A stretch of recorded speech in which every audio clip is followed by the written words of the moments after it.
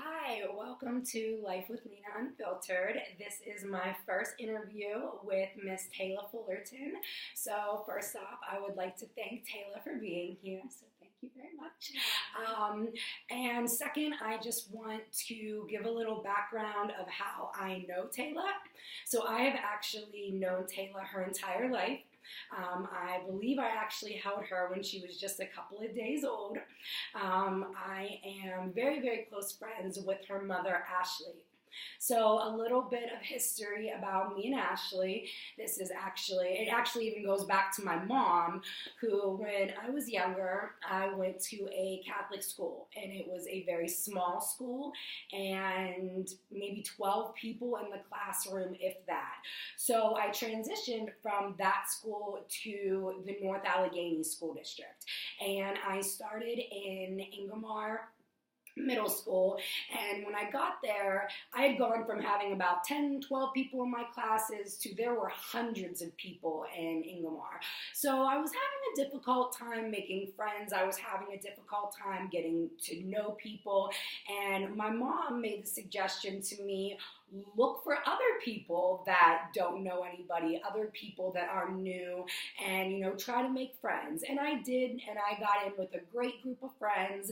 And it was about ninth grade that I remember being in class, and our teacher came in and introduced a new student who had just moved here. And I remember, I think I was in class with my other friends. I remember her being introduced, but not much more about it. And then a couple hours later, we were at lunch, and I see this tiny, adorable little blonde girl walk in with her lunch tray and just look like, what the heck do I do? There's hundreds of people in this room, and I don't know a soul. So I just instinctually jumped up and ran over and was like, hey, do you want to come sit with us? And 21 years later, here we are. So that's the history of how I know Taylor. I remember when her mother called me and said that she was pregnant. I remember exactly where I was sitting. I remember falling off the bed and slightly sliding down onto the ground, just being shocked, but being so excited for her at the same time.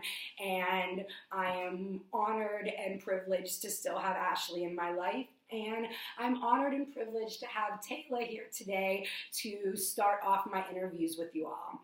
So the reason I picked Taylor is because when Ashley brags on her, which she does all the time, she always reminds me of a younger me. Everything that she says about her, her positivity, her interest in politics, her inclusivity, all of it, it reminded me of myself when I was that age. So I thought it would be really nice to sit down and interview a 14-year-old me and kind of just see, what younger people today are thinking, what Taylor herself is thinking. I would like you all to know that I do have permission from her mother to have her here today to talk to us all. So I'm going to ask you all to join in the conversation, but as always, please remember, Taylor is a young lady. She is still forming her thoughts. She's still forming her opinion. So please be kind. Any rudeness, anything like that will not be tolerated at all. So with that being said, I would like to get started. So Taylor, if you wouldn't mind just introducing yourself and giving us a little bit of background. Okay. Hello everyone, I'm Taylor, and I'm the daughter of Ashley, and I'm 14 and I'm in 8th grade. I was really surprised to be interviewed because I've never been interviewed before, but I was super excited, and I'm really excited to just share my opinion on different things and different aspects, and just really excited. Okay, great. So I guess first, let's just talk about some of your interests. So some of the things that you like to do. I know you're into sports as well, right? So why don't you just tell us about some of the things that kind of take up your time? So at my mom's, I really like to hang out with my friends and keep in contact with all the people that I'm friends with. So I have that human connection with, and have that deep connection with really good close friends. And then at my dad's, I'm the oldest of 6, so it's really busy. But then I also like to do sports, like you said, and I really like to play soccer. I'm like more of a defense, but I've really gotten into forwards. And I really like to do art, and I love to read, and I love to have like deep conversations with my mom because I love to take in that type of information so I better understand different aspects and different points of view from like many different other people. So like my mom, my friends, and then my dad and my stepmom, and I really love just getting to know things better and to better understand things. That's awesome. That's awesome. So, I guess maybe we can just dive in there. So one of the main things that I kind of wanted to talk to you about today was your mom was telling me that you are very interested in politics.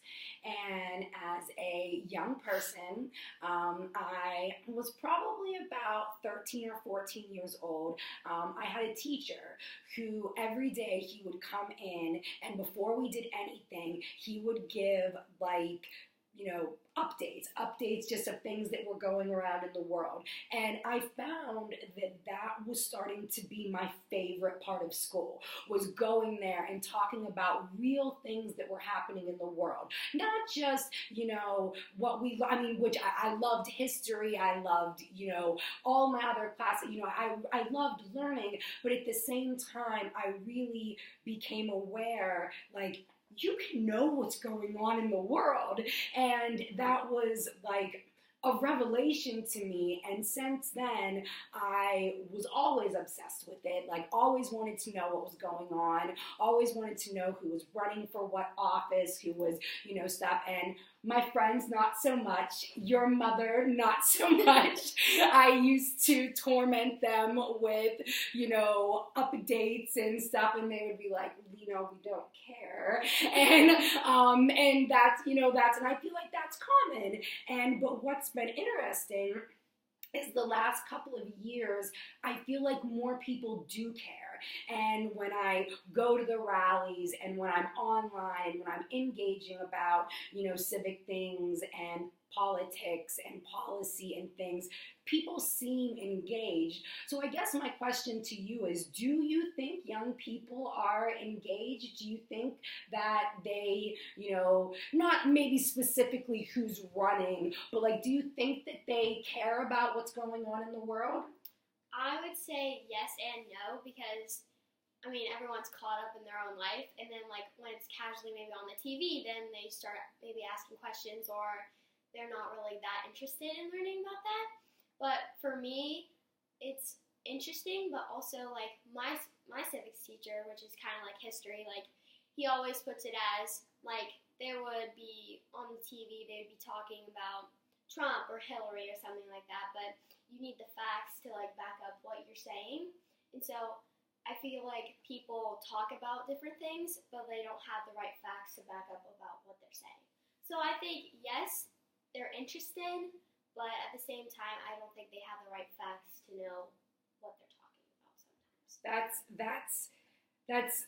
I feel like that's very profound to be able to know that at your age, to be able to understand that and I'll admit, when I was younger, I would be very passionate about certain things, and I'd be very passionate about certain leaders, and then sometimes someone would ask me a question about them, and I wouldn't know the answer, and I would kind of feel like a fool, and I would be like, and then it started to make me think to myself, like, why do I like them so much? Why do I support them so much? I don't really know anything about them. So I definitely would start to, find things out. If I don't know something, I look it up. If I hear something, I don't just believe it off of, I guess, most commonly social media, online. Do you feel that there's a lot of kind of false information that's spread that young people believe? Yes. Yeah. Yes. Yeah. I feel like it's kind of like a rumor. Like if someone says like something about someone, then like, and they're like your close friend, well then you have to believe them because why would they lie? And then someone would ask you a question and then you give the information that you heard from someone else, and then it just spreads, but then it's like, it's either false or it's true. Most times it may be false information that you heard from someone else, but then it also gets spun in a way, like, from another person that was, like, not the same way the person, like, the other person, like, told you it. Mm-hmm. That makes sense? Yeah. So that's how I look at it. Okay. No, fair enough. So what are some specific issues that are important to you as a young person? Probably, I feel like most people nowadays, like with electronics and stuff, they don't have like that physical touch or have like that physical conversation or connection with someone nowadays with like electronics. So like instead of like going out to dinner, they would like, I don't know, stay home and play video games. Mm-hmm. Or instead of doing something outside, they rather be on their phone and be on Instagram or Snapchat. And I love Instagram and Snapchat because I feel like it's fun and it's a way I get to communicate with my friends. But I feel like that has been lost through time, that we just don't have like that, those like general conversations with people around us. Mm-hmm. So we're just stuck on the internet. Yeah, no, I agree with you. And that's like, I guess that's part of the reason I wanted to start this, of bringing conversations of people. You see so many people fighting on the internet, but you don't see many people actually sitting down and having a conversation about it.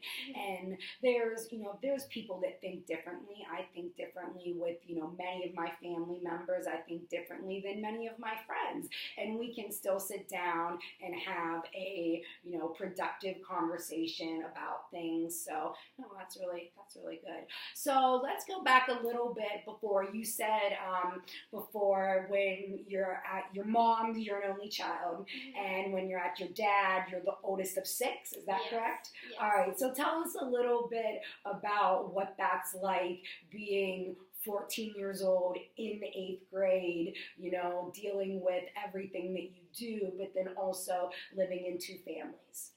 Well, I feel like at my dad's, it's a little crazy and it's a lot to handle sometimes because I have, I just started soccer and it's really, I feel like, different from being younger, and then as you progress, like sports in your school, it like gets more important because then college is like right around the corner and like you have to worry about your grades and all of that. And so it was a little difficult for me to balance soccer and then school and then my home life and chores because we live on a farm, so we have chores every day. It's the same routine, and it's a little crazy sometimes. So when you say, I need to know, when you say you have chores on a farm, like what specifically, like I'm pretty bougie. Like when my mom wanted me to scrub the floor like on my hands and knees, like that was traumatic for me as a child. So I'm very interested to hear what these farm chores are. Well, really it's just like giving their food, water, and then we have horses, so like their stalls need to be clean. Okay. Or like the inside, like chores, like doing the dishes and making sure the kitchen's clean because we live in a house of 8, so we all need to pitch in, and like that's what a bigger family can do to like help each other out. So me and my sisters, we always clean the table or clean the kitchen and do the dishes after dinner, and then we usually just have homework and then just the regular chores that we have to do outside and then inside. It's mainly taking care of all of our animals and then the inside stuff. And what kind of animals do you have? Because you love animals. I do. I wish we didn't have some of our animals because, okay, you love them, I know, but sometimes they just don't hold that purpose. I don't know, it's hard to explain. But we have dogs, cats, pigs, goats, horses, and then we have turtles, a lizard, and then my little sister has fish. So yeah. That's a lot of animals. Yes, and there's a funny story. So we got our turtles when they were super small. Like, you can fit them in the palm of your hand, right? But we were in New York, and we were in Chinatown, and so we went to one of the shops, and then there's, like, these 3 turtles on the shelf with toys. It was, like, not even a pet store. It was just there. And so me and my sister's like, please, can we get them? Can we get them? And our parents bought them for $30. And so we brought them back to our hotel room and put them in the sink with water, and then we snuck them on our plane, and now they're living in our bathroom. Oh my goodness. Let's see here. Let's go here. All right. So that's wild. That's wild. Yeah, That is. We wish we just don't have them anymore because. So are they big now? Yeah, they're bigger. Bigger. Not that big yet, but they have a huge tank, and we always have to clean them on Saturday. Oh, And it takes like an hour to like an hour and 30 minutes. And plus, me and my sisters fight constantly, so that makes it even more fun. Okay. So, and sisters. So, are all of your siblings their sisters? I have 4 younger sisters, and then the youngest is a boy. Okay. So he's gonna have a lot of fun. Oh my goodness, 5 older sisters. Oh, my poor brother was trying to navigate life with 1 older sister. Oh yeah, Ooh. we get to play dress up all the time. Oh my gosh. All right. So, I guess if you could change one thing, if you could change one thing in this world and make it better, you had unlimited funds, you had everything at your disposal to make one issue better in the world, what would you pick? That's hard because there are a lot of like general issues, and then there's a lot of global issues, which I wish we could change some more of our global issues. So like global warming, like everyone says, oh, we have till 2020. Well, it's 2019 and we're still here, obviously. But then there's like, I don't know. Then like within my school, I think I would change like so we have more interactions with people, and then we get to like interact more as like a whole school. And I feel like my school really does that a lot, like student council and stuff. But I don't know. I think just more of that human connection I would want to change. So like maybe like change the internet or the way that the world works, because like we have cars and then we have gas, but then I feel like I would change money. Okay. Because like money usually it drives everything that we do. So like we need to pay our car, you guys need to pay your car payment, and then you have to pay taxes. So the government can use it to do whatever they want with it, or to keep the system running. Because without money, I feel like people stopped paying everything. The world and our system, like the way America works, wouldn't function right without money. Because money, just like the whole world revolves around money. Do you think that's a good thing that the world revolves around money, or no? There's positives to it, but I feel like there's a lot of negatives because people usually lose themselves towards money and like having more money because then you feel better than someone. Or like say someone has like a new pair of shoes and you want to be better than them. So then you strive to be better than that person. But you need money to do that. So do you think that I guess, what do you think makes someone, let's say you get a pair of Nike shoes and I go out and get a pair of more expensive Adidas shoes. That doesn't change who either of us are as a person. No. So where do you think that where do you think that self-value comes from when it's attached to physical objects? Like, I guess, how do you think we got there? That's hard because, I feel like it is a problem that whenever we get something, we feel less than someone else. Because then I feel like we start to lose ourselves and, like, our self-worth. But then that I really don't know how to answer that question. Okay. Do you think that being obsessed with our phones and being on the internet so much has impact on that? Do you think that we see other people, in the new outfits, in the new clothes, looking perfect for that one Instagram picture that maybe, let's be honest, I've done it 100 times. We did it 3 times this morning for our, our cheers picture. You can now make it so what you share with the world is perfect. You know, you can edit it to make it look perfect. And I think other people, which with that being said, this will not be edited. This will be real. And that almost fell on her earlier. And if that happens live, it's just going to happen. If a cat comes through, it's just going to happen. So that's one of the things I'm excited about with Life with Lena Unfiltered is, you know, making sure that everything is real. It is happening in real time.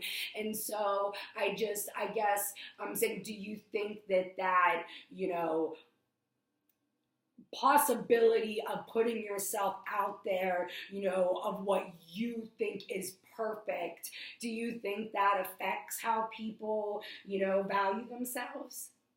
Like, can you explain that a little bit?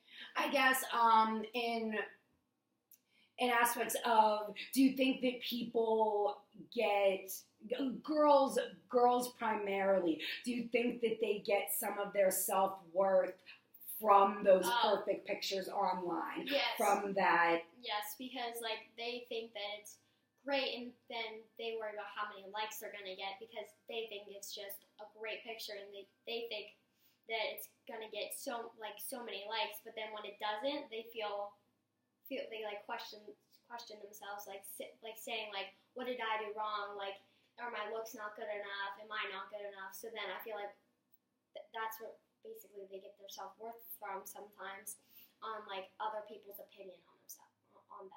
Yeah, no, I definitely. So I read recently, and I was actually excited because I wanted to bring this up to you and see what you think about it. So I read recently that Instagram is planning on getting rid of their likes.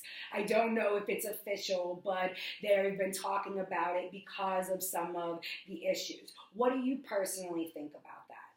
I don't know. I feel like Instagram, people post things mainly to see how many likes they can get on Instagram. Mm-hmm. Or really they just want to share something, a part of their lives, but also it's how many likes they get or how many people enjoy looking at their posts. So I think it's a good idea, but like I feel like they would be losing the meaning of their whole app. Do you think that less people would use it? Probably. So I'd heard that a possible like replacement would be views, so it would like not hurt people's self-esteem as much. Yeah. So it would say, you know, you'd put a video out there, and then, you know, instead of saying 10 people liked it, it would say 80 people viewed it, and that would make people feel better because you wouldn't really have a, you know, because you could argue Facebook's gone the other extreme. What they have a like, love, sad, wow, angry. I think there's like 5 options on Facebook. You can tell someone exactly how you feel very specifically. But yeah, I was wondering, most people that I've talked to have very specific feelings on the like thing. Either they're very, very upset at the possibility of it going away, or they think it's good. A lot of my friends, we just had a conversation about this recently, and my girlfriends were like, oh, they'll try it for like 3 weeks and their users will go down, and they'll bring it right back. Yeah, I think that's also true, because I feel like that's mainly why they post things on Instagram, to see how many likes they'll get or how many people will like their post, so they feel good inside. Do you think that takes away from real life experiences? Yes and no, I feel like, because they post their life on Instagram, so like it's not actually like they're sharing with the world, but like they're still not getting that real human connection with someone else. Yeah. No, I can definitely see. I can see what you mean by that. Okay. So I asked you a little bit about this earlier, but I think we should dive into it a little bit deeper. So I was saying, like, do you think younger people care, like, what's going on today? Do you think that young people, maybe not in politics as such as, you know, who's running or what's going on, but the big issues like you mentioned, global warming, you know, issues with money, things like that. Do people your age, do they think about things like that? Do you and your friends ever talk about global warming or any talk about, kind of issues that are facing the world?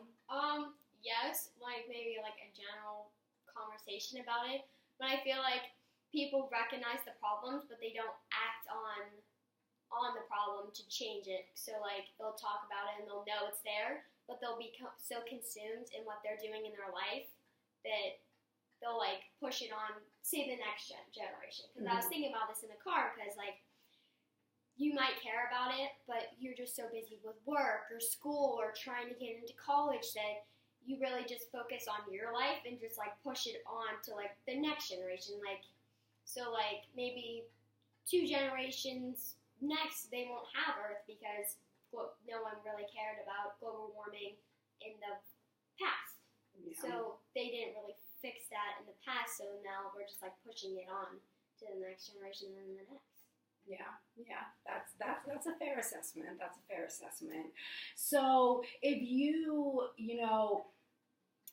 could say to leaders, like if you could get in a room with leaders and you got, 60 seconds to say what you felt the younger generation, like, how, or you personally, not even as, it's not fair to ask you to speak for an entire generation, for you personally, what would you want Congress to do? What actually, matters to you? What makes a difference to you? Like, what would you want them to focus their time on? Just making the Earth a better place, not even America, just Earth, so it's healthy, and then not focus on the money aspects, but actually focus on the people's aspects. So like, yes, money is a good way to operate on, but most people don't like it because it's also based on life choices, on your life and all of that, but just basically focusing on the people, not the system. This child is blowing me away right now. I can't even take it. I'm so nervous. Like, I'm trying to answer them all correctly. No, you don't have. There's not a correct. Well, it's just hard to think on the spot. No, I understand. I understand. You're doing fantastic. I think that if I had half of the awareness and self-awareness that you do at your age, I would definitely, like I said, I was interested in it and I wanted to know, but I don't, I think I was kind of at a younger age. I was a perfect candidate for having false information. You know what I mean? Because I wanted to learn, but I didn't know how, and I didn't know how to start those conversations. And, a lot of the people that I spent my time with weren't interested in that, so it was difficult. It was difficult to navigate. Mm-hmm. So, I wanted to ask you something because I'm just curious, and I know that this might be a little bit of a difficult topic, so at any time, if you do not want to, go on, or if you prefer to talk about something different, that's completely fine. But I work at a university, so something that we have started going through yearly is active killer and active shooter training.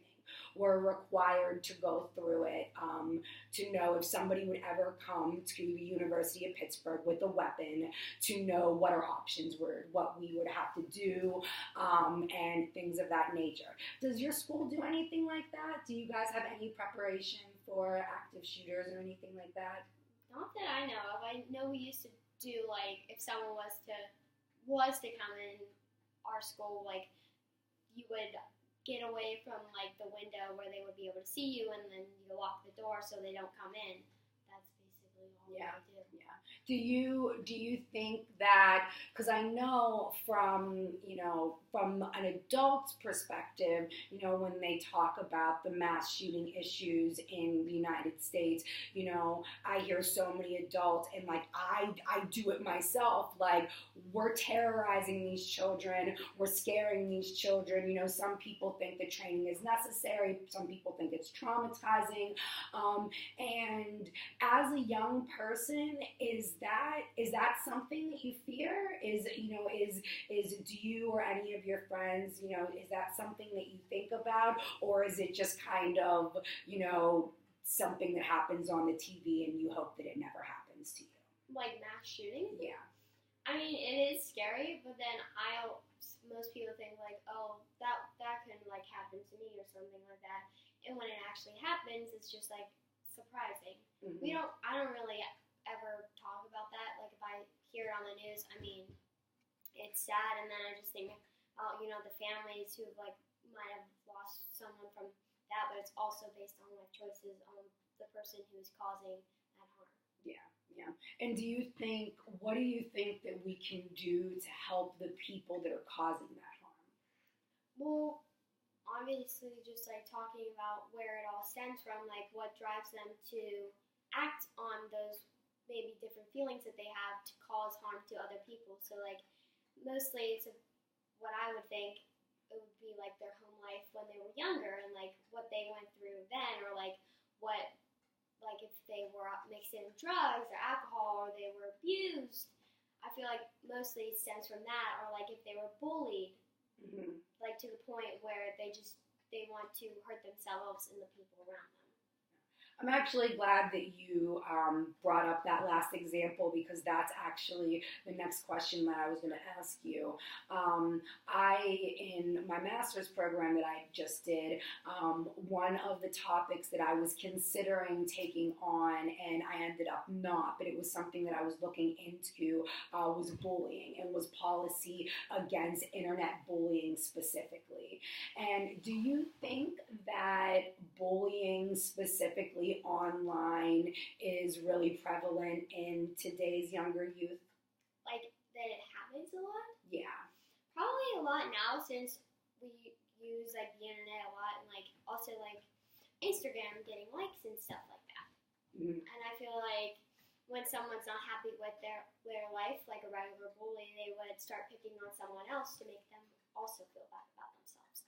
So I feel like it does happen a lot on the internet, because they're also probably scared to do it and like on like face to face, and so they hide behind a screen, and so it's easier to do it on the internet to say something mean. So yeah. Yeah, I've often joked, but it's not really a joke, that, I would be terrified to go to high school in today's world of, I had enough girls that were mean to me to my face, of thinking, a computer to hide behind. I see what adults do online. And I remember what it was like to be a, girl between the age of 13 and 16. All of your thoughts aren't great. All of your decisions aren't great. Yeah. And it, once it's out there, it's kind of out there. So that's like another thing, I guess, for your generation. Everything that you've ever done is documented online, correct? I mean, from your mom started as a baby, your mom and your dad, I'm assuming, probably posted pictures of you, as a baby, without your permission, let's be honest, that we document, children every step of their lives. Are you ever afraid that there's going to be a point in your life where you're going to get, look back at something and wish that wasn't online? Now, I don't have anything, I feel like, unless it's like something embarrassing that my mom posted on me on the internet. Besides that, no. Because, I know for, me, myself, even now, that memories thing on Facebook, I know you're not on Facebook, are you? Mm-hmm. So they have this memories thing where it, brings up stuff you've done every day. Mm-hmm. And it's my favorite feature, because I can be like, delete, delete, delete. What was 22-year-old Lena doing? Delete. What was, it's a wonderful feature for cleaning up your social media a little bit. But I went to a conference and they were talking about, because I used to do recruitment for school. So one of the things was using social media to engage, younger people, and what different platforms kids typically like to use. And they said your generation, where ours was more like Facebook, Instagram, that you guys like stories and Snapchat. Would you say that that's true? Like stuff that goes away, that doesn't necessarily stay online forever, that it's like up there for maybe just a day and then it goes away? I mean, yeah, I generally don't care if it stays on there for forever or if it doesn't, because I'm not doing anything like shady or bad. But for other people who post things that want that to be up there for a long time, they're not like, they don't want it to be up there for a long time. They leave it up there because they're like, oh, it'll go away. But if it was to stay up there permanently, then I don't think they would post some of the things that they don't want to see other people to see. So you think that the stories actually allow people to post things that they might not normally post if they didn't know they were going away? Yeah. That's fair enough. Okay. So I guess now I want to turn it around to you a little bit. Okay. So for, from like you, if you get, right now as an, adult, like what are some things that you wonder about the world, about experience? Like what are some things that, like, if you could ask me anything in the world right now and get an honest opinion, what would you ask? Probably what are the downsides to being an adult and what are the upsides to being an adult? Oh, that's a good one. So downside, bills and pants. Like every day you have to wear like pants, professional pants out in public. No leggings. No, I'm just kidding. So cool. Let's see. Oh, that's a good one. Positive side, I'm gonna say growth. And like, this is gonna sound corny, but making yourself proud. When I was in my late teens, my early 20s, like I didn't feel proud. Like I did the things that I did, I worked, I went to college, because I just felt like those were the things that you were supposed to do. But I wasn't really like making accomplishments. And I feel like probably within the last 10 years of, buying my own home, working and advancing my career, getting a master's degree, and actually feeling proud of the work that I do and the effort that goes into it. And, I remember when I was younger, I used to hate when people would say, if you put in the effort, you'll get what's worth, blah, blah, blah.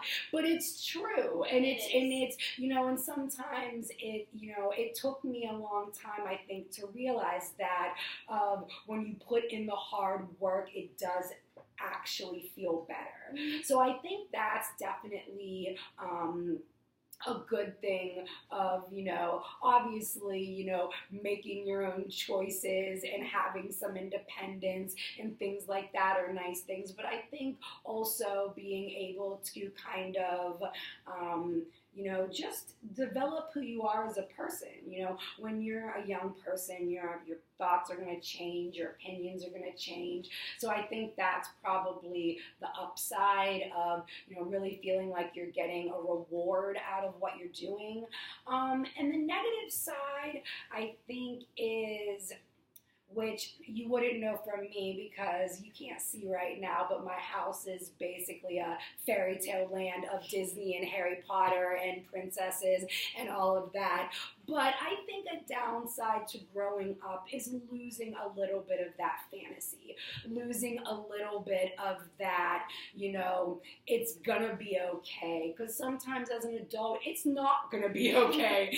And, you have to do major things and you have to fix things. And, there's an innocence when you're younger of, I can screw up and this is gonna be okay and I can be able to fix it. And so I think those, just off the top of my head would probably be the two things that I would say. And if I could give you, advice as, if I was talking to younger myself, if you will, have fun. Make those bad decisions. Like, don't be bad. Don't be like me and your mom.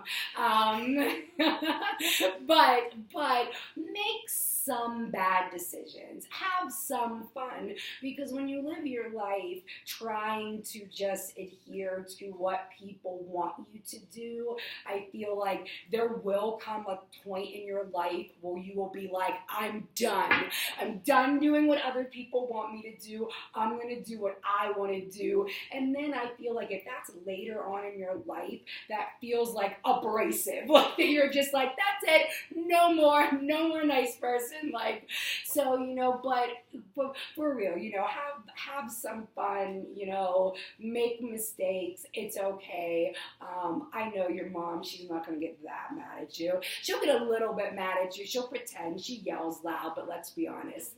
You're probably almost taller than her. I mean, like, could you? Oh no, we're the same height. Same height. Can you beat her up? Can you beat her up? I mean, second discussion will be who can do more push-ups, Mom or Taylor. Let's go. So, all right. So, I think wrapping up here, I would just say what would you like people to know? Because I think, for starters, a lot of people seeing this, I think, are going to be people my age and your mom's age. Is going to be a lot of our peers. So if you could talk to them of, because, like, I'll be honest, I think the world's ridiculous sometimes. I think adults, the way they treat each other, specifically online, can be appalling.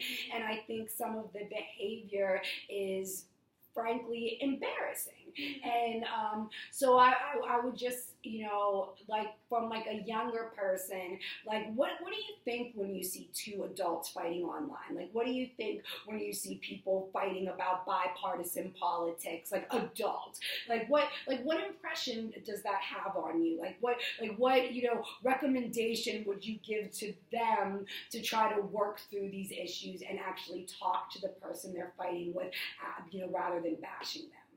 When I would just say, just hear each other's opinions and then talk about it. Don't argue, and basically be open-minded to another person's point of view. Okay. I can't think of a better answer, to be honest with you. And is there anything else before we wrap things up? Is there anything else that you want to ask me, want to talk about?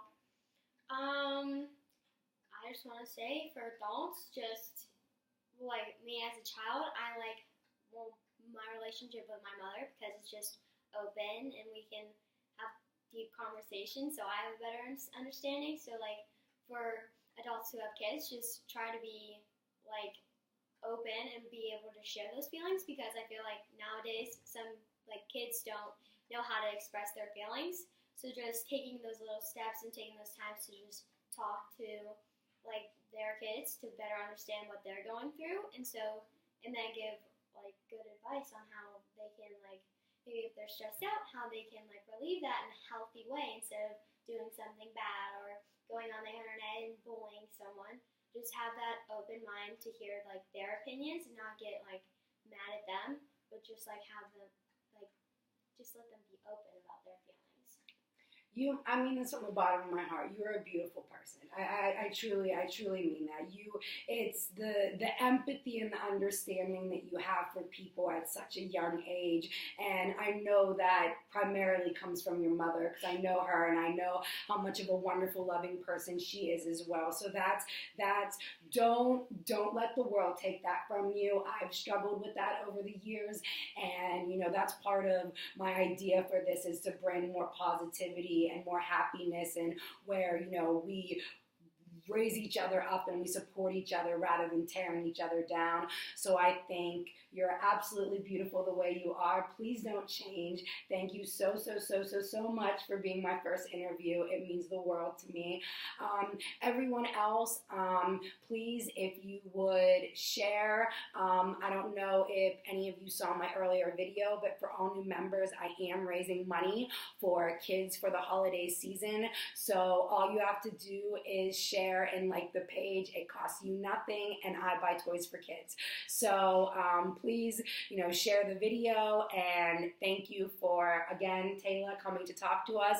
Below, please feel free to, start dialogue, start conversations about some of the things that we said today. Please be respectful. I do ask that. And yeah, thank you for sitting down with Life with Lena Unfiltered, and we'll talk to you soon. Thanks, guys.